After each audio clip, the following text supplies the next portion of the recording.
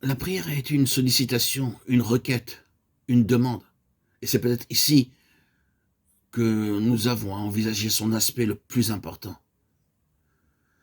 Il ne fait pas de doute que dans la parole de Dieu, c'est sous ce jour-là que la prière nous est le plus souvent présentée. En fait, si nous en tenons au dictionnaire, prier, c'est demander. Or, c'est dans ce domaine-là, justement, que nous rencontrons nos plus grosses difficultés.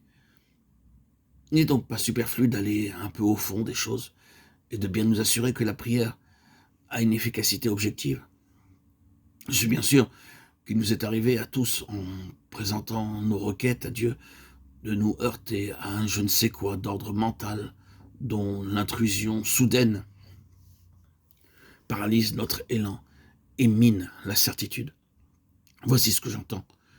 L'efficacité objective de la prière, c'est-à-dire sa capacité de changer les choses en dehors de nous, se trouve parfois mise en échec, au moment même où nous cherchons à articuler nos désirs par des obstacles venant de nous-mêmes. Nos requêtes, nos sollicitations, nos demandes butent en chemin contre toutes sortes d'arguments fallacieux qui restent le plus souvent vagues et informulés. En voici quelques-uns. Dieu sait tout, il connaît la fin depuis le commencement, il sait ce qu'il a en vue, la prière n'est donc pas nécessaire. Dieu est bon, patient, miséricordieux, il agira certainement au mieux de nos intérêts. La prière est donc superflue. Ou bien, la prescience de Dieu, la prédestination de tout et de tous rend la prière inutile. Ou encore, Dieu est souverain, il tient tout entre ses mains et fait dans sa toute-puissance tout concourir à notre bien. Prier dans ces conditions, n'est-ce pas manquer de foi?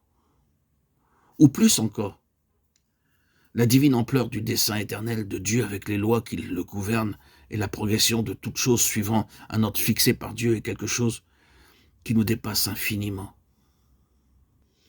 Qui sommes-nous pour prétendre en troubler le cours? N'est-ce pas de la présomption? Peut-être n'avons-nous jamais exprimé les choses de cette façon, peut-être ces questions ne sont-elles jamais présentées à votre esprit avec un contour aussi net, mais quels que soient les termes qui aient servi à formuler vos pensées, n'est-il pas exact que de temps à autre l'essentiel de ces arguments se ferait malgré nous un passage subrepticement jusque dans notre vie de prière, en éteint la ferveur et lui fait perdre son mordant, cet indéfinissable je ne sais quoi, qui vient s'insinuer jusque dans le sanctuaire et nous fait dire, à un moment donné, après tout, à quoi bon? Dieu sait bien ce qu'il nous faut. Son plan s'accomplira. Pourquoi donc se tourmenter? Ainsi donc, la prière se trouve affectée, non pas tellement par des réserves nettement formulées, que par une vague impression de contradiction qui nous laisse plus ou moins décontenancés. Il importe ici de reconnaître que le modernisme de notre époque repousse résolument l'efficacité objective de la prière.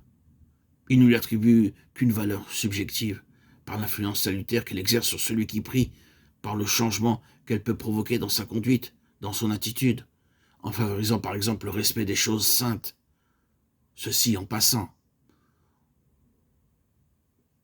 Nous reviendrons peut-être ailleurs, dans d'autres publications audio, sur le fond des objections que nous avons esquissées, qui nous suffisent pour le moment de souligner deux choses qu'il importe de garder constamment présentes à l'esprit quand on étudie cet aspect de la prière. D'abord, c'est la place de première importance qui revient à ces deux éléments qui sont la communion et la soumission. La prière sollicitation à laquelle, Dieu merci, nous continuons à croire et que nous continuons à pratiquer est peu de choses en dehors de la communion avec le Seigneur.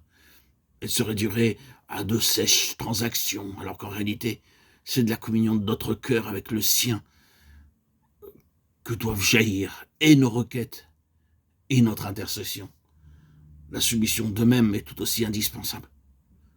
Il serait facile de faire servir la prière à des fins personnelles, à la réalisation de nos propres objectifs. Notre soumission de principe à la volonté divine crée une atmosphère d'entente. Et nos requêtes peuvent se fonder sur une volonté commune entre lui et nous, et sur une parfaite unité de vue.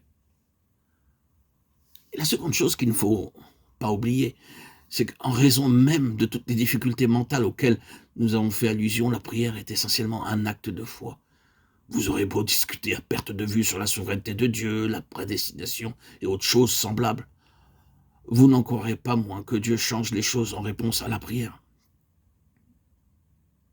Malgré tous les arguments qui sont de nature à saper les bases de la prière et à en affaiblir la portée, nous prions et nous continuons à prier. C'est cela même qui fait de la prière un acte de foi. C'est faire bien bon marché, direz-vous, des difficultés réelles. Mais nous ne sommes pas au bout de notre étude.